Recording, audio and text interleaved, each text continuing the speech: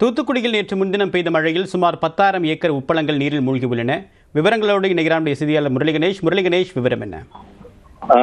தேவா, தூத்துக்குடியில நேற்று முன்தினம் பெய்த கனமழையின் காரணமாக ஏராளமான இடங்கள்ல இருக்கக்கூடிய உப்பளங்கள் வெள்ள நீர்ல முழுமையா மூழ்கி இருக்கு.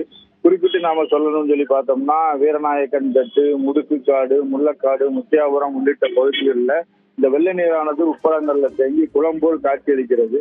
கடந்த 15 தினங்களுக்கு முன்பு ஏற்கனவே பெய்த மழையில பெரும்பாலான உப்பளங்கள் வெள்ள நீர்ல மூழ்கி இருந்த நிலையில நேற்று முன்தினம் பெய்த மழையிலையும் ஏராளமான உப்பளங்கள் மூழ்கி இருக்கிறது. இதன் காரணமாக இங்கு உப்பு உற்பத்தியை தொடங்குவதற்கு கிட்டத்தட்ட ஜனவரி மாதத்திற்கு மேலாகும் அப்படின்னு சொல்லி உப்பள தொழிலாளர்கள் தெரிவித்திருக்கிறாங்க.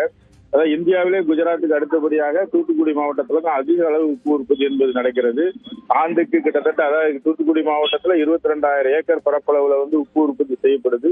ஆண்டுக்கு இங்க 25 லட்சம் டன் உப்பு உற்பத்தி என்பது செய்யப்படுகிறது.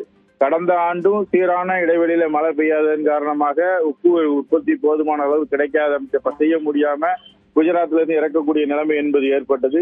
இந்த ஆண்டு பெய்திருக்கக்கூடிய மழையிலையும் பெரும்பாலான வளங்கள்ல உப்பு உற்பத்தி தொடங்க முடியாத நிலைதான் ஏற்பட்டிருக்கிறது.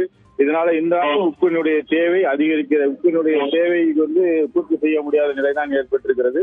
உப்பள தொழிலாளர்களுக்கு ஆண்டு மழை காலங்கள்ல 5,000 ரூபாய் அரசு சார்பில் அவங்களுக்கு மழைக்கால நிவாரணம் வழங்கப்படுகிறது. இந்த தொகையை 10,000 உயர்த்தி வழங்கணும் அப்படின்னு சொல்லி உப்பள தொழிலாளர்கள் கோரிக்கை வச்சிருக்கிறாங்க. விரிவான தகவலுக்கு நன்றி முரளி கணேஷ்.